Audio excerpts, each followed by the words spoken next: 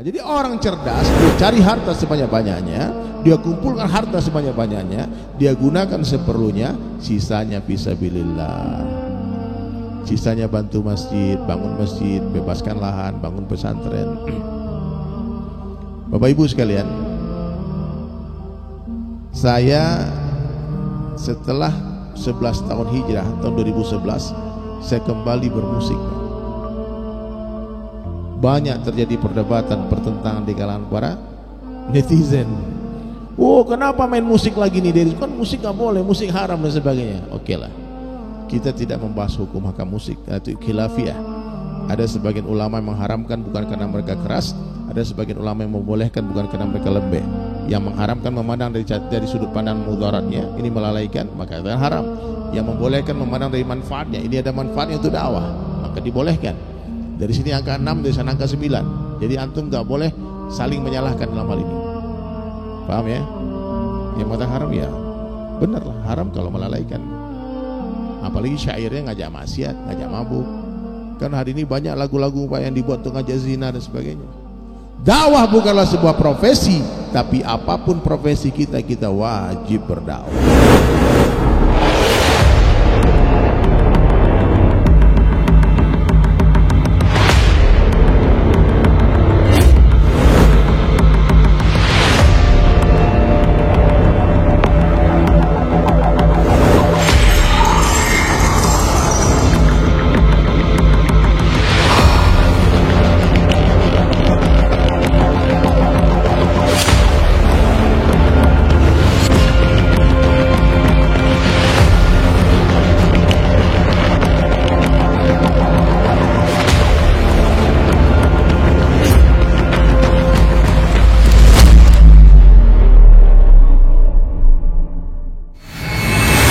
Jadi orang cerdas, dia cari harta sebanyak-banyaknya, dia kumpulkan harta sebanyak-banyaknya, dia gunakan seperlunya, sisanya fisabilillah.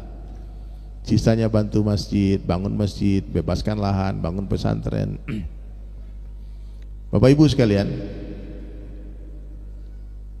saya setelah 11 tahun hijrah, tahun 2011, saya kembali bermusik. Banyak terjadi perdebatan, pertentangan di kalangan para netizen.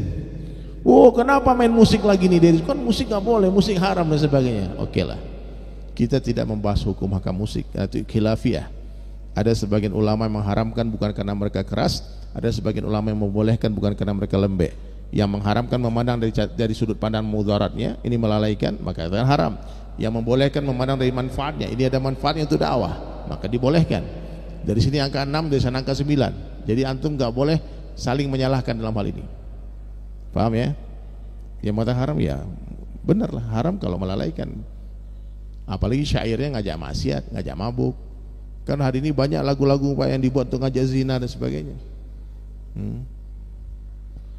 Tapi kalau lagu-lagu yang dibuat untuk ngajak kepada Allah, ngajak sedekah, alangkah indahnya orang yang dermawan, dicintai Allah, dimuliakan manusia. Apa salahnya? Dunia di tangan tapi di hati jangan. Dunia keperluan, akhirat jadi tujuan. Syair saya buat. Siapa yang malam? Orang kaya, orang miskin, raja-raja, rakyat biasa. Itu siapa yang teriak tuh? Itu bisa viral Pak. Kemarin ada anak kecil pakai orang kaya mati, orang ini mati. Viral lagu ya Pak. Viral, dia ditonton juta-juta orang. Yang di belakang, yang di luar. Ini orang ceramah berdiri di luar. Masuklah ke dalam. Yang di tengah, yang ceramah. Nah, itu lagu saya buat Pak. Siapa bilang lagu itu salah? Siapa bisa mengatakan lagu itu sesat? Siapa yang berani mengatakan lagu itu haram? Nggak ada. Karena lagu itu sudah banyak menjadi asbab bidayah Pak, orang masuk Islam. Iya. Dakwah bukanlah sebuah profesi, tapi apapun profesi kita, kita wajib berdakwah. Paham? Nah, saya dulu pelukis potret Pak, lalu saya tinggalkan melukis itu, tiba-tiba dapat nasihat lagi. Kan kamu bisa hijrah jadi pelukis kaligrafi, kenapa harus jadi potret? Akhirnya saya mulai menulis kaligrafi. Ternyata dengan melukis kaligrafi, Pak, lukisan saya bukan semakin jelek, semakin bagus, semakin mahal, Pak. Dulu kalau gambar orang tuh, Pak, gambar kuda, gambar macam-macam patung-patung dan sebagainya, itu satu lukisan bisa seminggu satu lukisan jadinya, Pak. Sekarang, Pak, saya dapat penghargaan dari MURI, Museum Rekor Indonesia, sebagai pelukis kaligrafi tercepat di Indonesia. Saya pernah melukis 100 kanvas ukuran 120 cm kali 90 Asmaul Husna. Itu siaran langsung ada di YouTube, Bapak bisa lihat. Dalam waktu 3,5 jam. Dari kosong saya pakai kren PLN, catnya dilempar ke bawah, kering, itu dilukis dari Allah sampai selesai Asmaul Husna.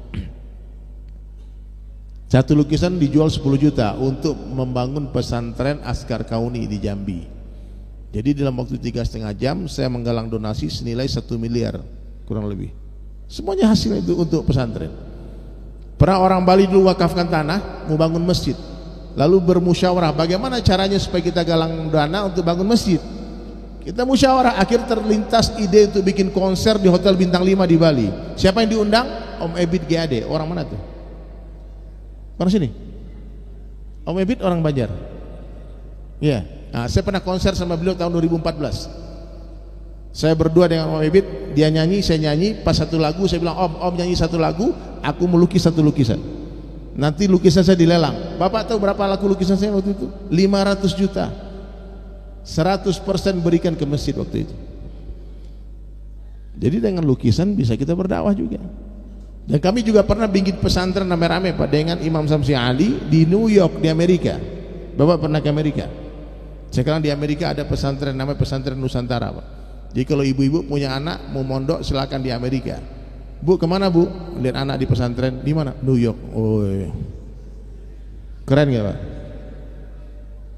Dan saya melukis waktu itu di Bandung, di atas panggung bersama Mas Opik Tomboati. Satu lukisan saja terjual 300 juta. Keren gak, Pak? Lukisan kaligrafi. Baik, sekarang tolong diingat ya, kesimpulan dari majelis kita ini apa? Yang pertama, hati kita harus bersih. Apa yang pertama? Kurang keras. Apa yang pertama? Terbebas dari kesyirikan. Tidak takut kepada siapapun kecuali kepada, tidak meminta kepada siapapun kecuali kepada, tidak berharap kepada siapapun kecuali kepada Allah. Semakin besar harapan kepada makhluk, maka semakin besarlah kekecewaan yang menghantam kehidupan kita. Yang kedua, hidupkan sunnah Rasulullah SAW semampunya, bukan semaunya. Ya, bukan semaunya. Sunnah nih tongkat, Pak. Yang sudah 40 tahun umurnya pakai tongkat, Pak. Ini sunnah. Banyak fadilahnya, Pak. Kalau ada anjing ngejar, Pak, kita nggak dikejar, Pak. Pakai tongkat nih, Pak. Takut digebuk kepalanya. Ya. Subhanallah. Ya. Mulai segala sesuatu dengan sebelah kanan. Makan minum tangan apa? Masuk masjid kaki apa? Keluar masjid kaki? Masuk WC kaki? Keluar? Jangan jadikan adab WC ke masjid. Hari ini bapak-bapak mohon maaf, Pak, saya perhatikan, saya sering survei, berdiri depan masjid tanpa perasaan bersalah, masuk masjid kaki kiri. Itu su'ul adab ke rumah Allah. Itu adab masuk WC. Kalau di dalam WC jangan berlama-lama. Masuk kaki apa? Kiri, keluar kaki kanan. Jadi adab masuk WC itu hadirin mulia sama dengan adab keluar masjid. Kalau di dalam WC nggak boleh lama-lama, di luar masjid jangan lama-lama. Banyak-banyak di dalam masjid waktunya, insya Allah ya. Ibu-ibu kalau tak sengaja masuk WC kaki kanan, mundur lagi keluar. Istighfar. Pasti nggak baca doa. Apa doa masuk WC? Ya Allahumma inni a'udzubika minal khabsi wal khaba'is. Boleh nggak masuk WC kaki dua-duanya langsung? Nggak boleh juga, Bu. Mikir, mungkin ibu ragu kan, tadi kiri kanan kiri kanan kiri kanan, masuk lo duanya, salah juga. Paham? Nah, kemudian hadirin sekalian, yang ketiga, sholatnya dijaga, kekhusukannya, khusu' wal khudu'. Laki-laki di mana?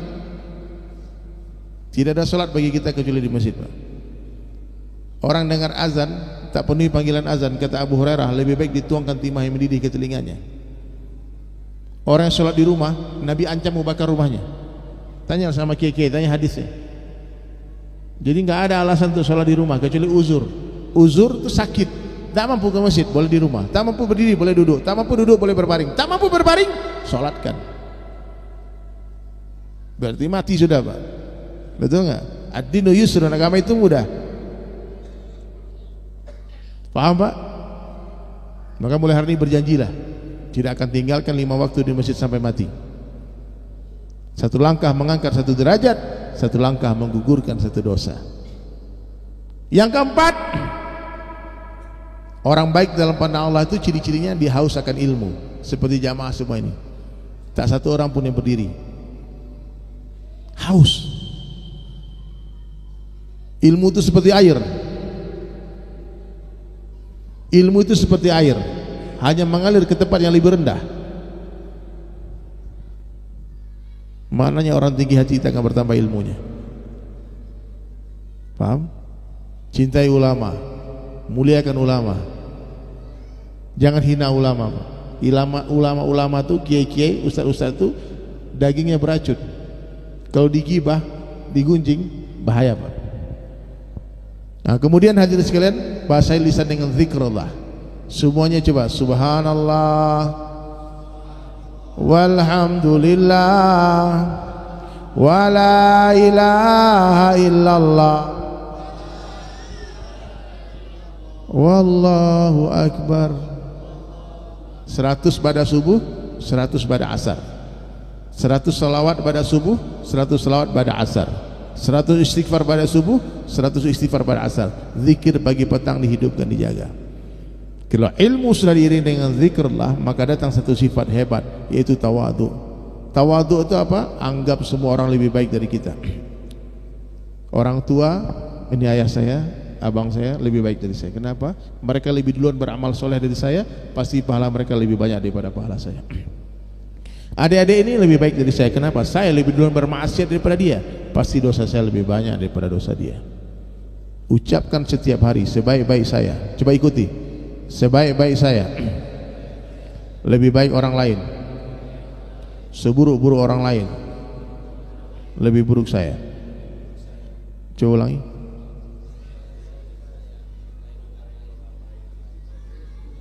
Astagfirullahaladzim. Seburuk-buruk saya lebih buruk orang lain. Bukan gitu, Pak. Seburuk-buruk orang lain. Nah itu, jangan balik-balik. Ini terakhir saya tutup dengan syair ini ya. Dunia ini tempat meninggal, bukanlah tempat kita tinggal. Kita semua kan kembali padanya. Sedih sementara, bahagia sementara, sakit sementara, sehat cantik tampan pun. Dunia akhirat, jangan akhirat sementara juga, Pak. Akhirat sementara. Ya. Kadang-kadang nggak connect.